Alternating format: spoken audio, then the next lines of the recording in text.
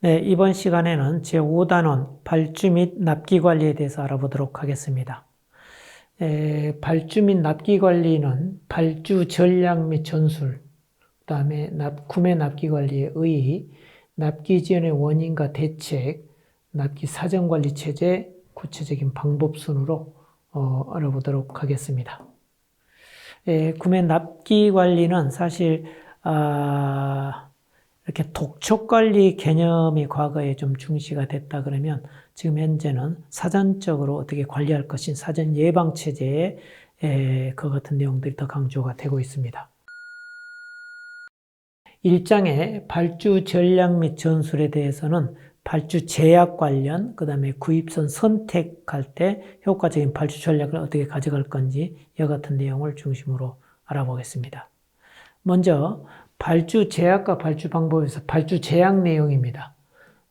우리가 이제 구매 발주서를 진행을 할 때 기업의 방침이라든가 정책에 의거해서 제약되는 경우가 있습니다.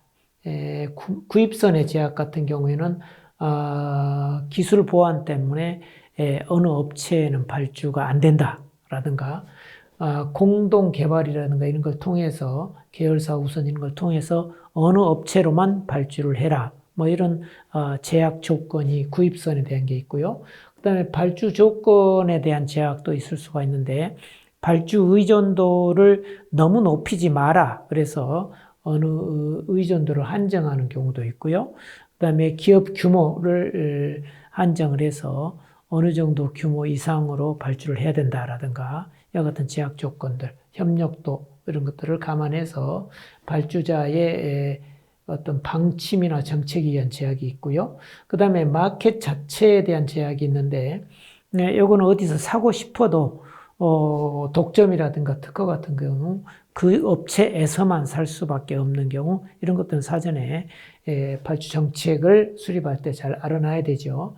그 다음에 제조 능력상 특수 설비나 설비 캐파 문제가 있는 경우 이런 경우도 발주 제약 요건이 됩니다. 그래서 어느 설비만 가지고 있는 업체로만 우리가 발주를 해야 된다든가 이런 경우 조심을 해야 되겠죠. 그 다음에 기술상의 제약에서 우리가 요구하는 품목의 품질이라든가 원가 능력, 설계력 이런 것들을 갖추고 있는 어떤 업체의 시장, 우리 소싱하는 시장에 대한 마켓 자체의 제약이 있을 수 있고요.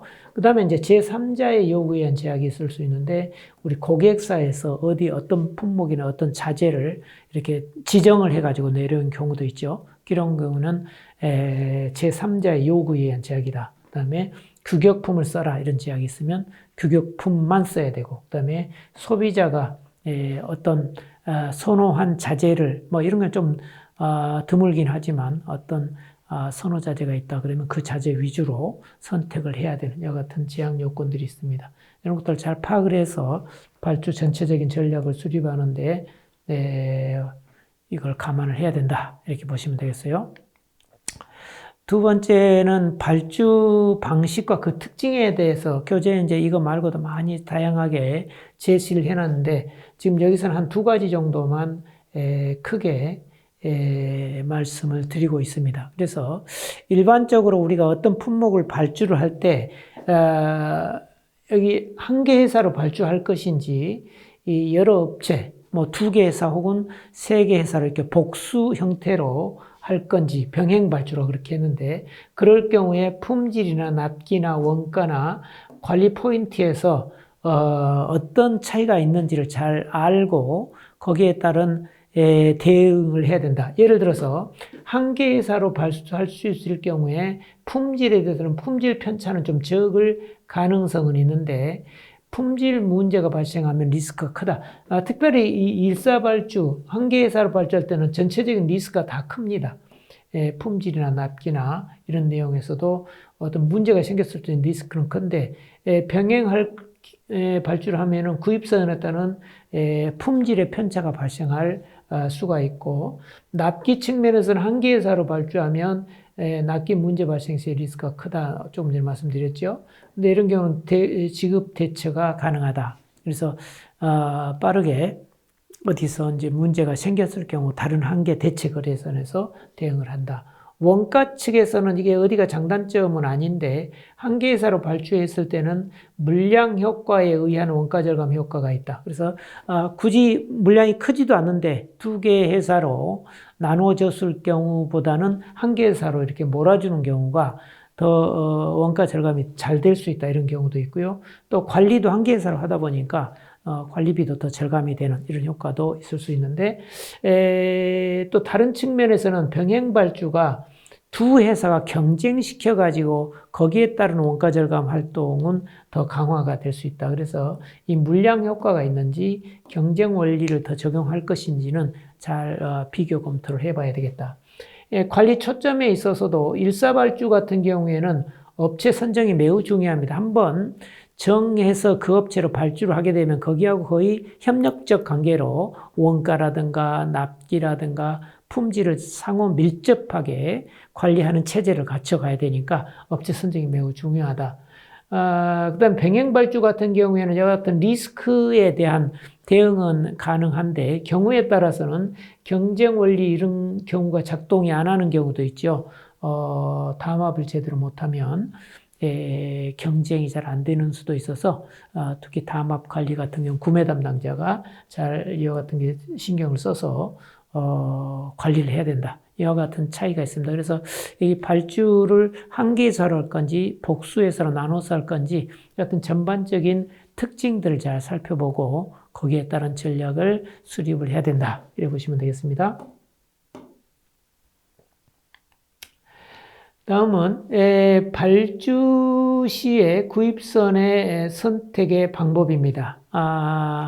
발주 초기에 이건 아직 발주를 진행하기 전 단계인데 기존에 여러 가지 등록된 거래선이 있다고 전제를 할 경우에 어느 업체로 발주한 건지 이제 확정적으로 거래선을 다시 한번 추려서 검토하는 단계다. 이렇게 보시면 될 텐데요. 1번에 발주 측이 요구하는 기능이나 조건이 먼저 파악이 돼야 된다. 이런 개념이죠. 그래서 내가 요구하는 게 어떤 내용인지 품질 스펙이라든가 여러 가지 납기라든가 이런 것들을 전부 파악을 해봐야 되고요. 두 번째는 거래선의 제조나 대응 캐파, 대응 능력을 파악을 해야 됩니다. 그래서 기존에 거래했던 데라고 하더라도 다시 한번 능력을 점검해보는. 그 다음에 세 번째로는 발주 측의 요구 구입선 실태 비교는 주로 이제 품질이라든가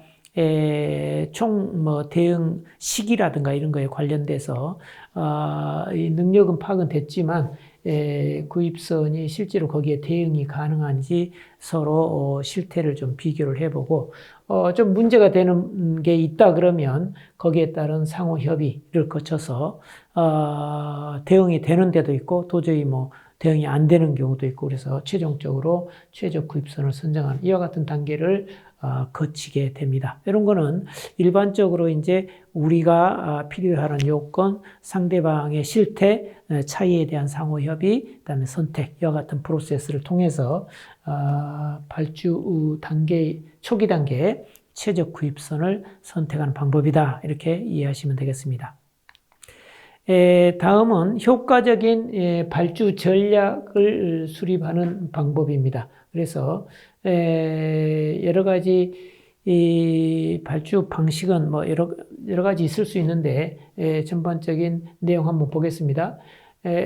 당연히 이 구입선에 대한 실태 파악이 최우선입니다. 그래서 나만 전략을 잘 수립해서 좋은 발주 물량을 몰아준다든가 쪼개준다든가 이런 것도 중요하지만 실질적으로 그거를 실행해야 되는 협력업체의 실태가 어떻게 되는지 먼저 파악을 하고 그 다음에 조금 등급 제도라는 개념을 이용을 해서 협력업체가 우리하고 협력 관계를 더 강화시키는 어떤 자극 요인 이런 것들도 필요할 때는 도입할 필요가 있다. 그래서 발주의 등급 제도를 해서 조금 물량을 예를 들면은 6대 4로 나눠줘 가지고 협력도를 더 강화시킨다든가 나중에 평가해서 또 반대로 한다든가 이런 식으로 의욕을 고취시키는 활동도 필요하다. 그다음에 발주 오류의 종류와 원인을 좀 사전에 파악을 해서 대응할 필요도 있다. 이거는 이제 맨 처음 뭐 사업을 시작하는 경우는 어쩔 수 없을 텐데 일반적으로 계속적인 거래를 전제로 했을 경우에 이미 일어났던 발주 오류들을 종류를 좀 파악을 회사에서 해가지고 왜 이 발주 문제가 생겼는지 이런 원인들을 사전에 좀 파악할 필요가 있겠다.